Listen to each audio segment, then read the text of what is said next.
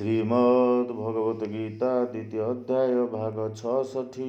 ବନ୍ଧୁମାନେ ଆଜି ଆସନ୍ତୁ ଜାଣିବା ସ୍ଥିର ମନା କର୍ତ୍ତବ୍ୟପରାୟଣ ନିଷ୍କାମ ଭାବନା ମଣିଷମାନଙ୍କୁ ଶାନ୍ତି ଆଣିଦେଇଥାଏ।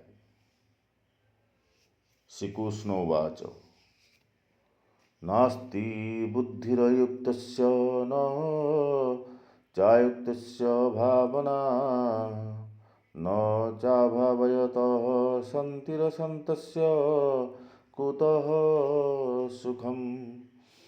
ଭଗବାନ ଶ୍ରୀକୃଷ୍ଣ କହୁଛନ୍ତି ଅର୍ଜୁନଙ୍କୁ, ହେ ଅର୍ଜୁନ, ଅଯୁକ୍ତ ବା ଯାହାର ମନ ଓ ଇନ୍ଦ୍ରିୟମାନେ ସଂଯତ ନୁହନ୍ତି ସେ ବ୍ୟକ୍ତିର ବୁଦ୍ଧିରେ ସ୍ଥିରତା ଆସେ ନାହିଁ।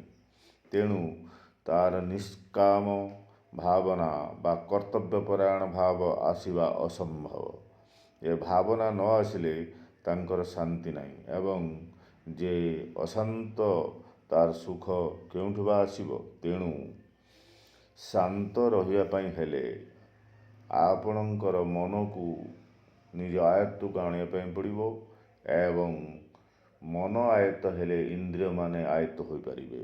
ଇନ୍ଦ୍ରିୟମାନେ ଆୟତ୍ତ ହୋଇଲେ କୌଣସି କୁକର୍ମ ବା ଅଧର୍ମ କାମ କରିବାକୁ ଇଚ୍ଛା ହୁଏ ନାହିଁ।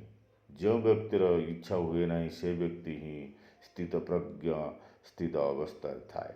ତାଙ୍କର ମନ ଚିତ୍ତ ଥାଏ, ସ୍ଥିର ଥାଏ। ତେଣୁ ଆତ୍ମା ହେଉଛି ସବୁଠାରୁ ବଡ଼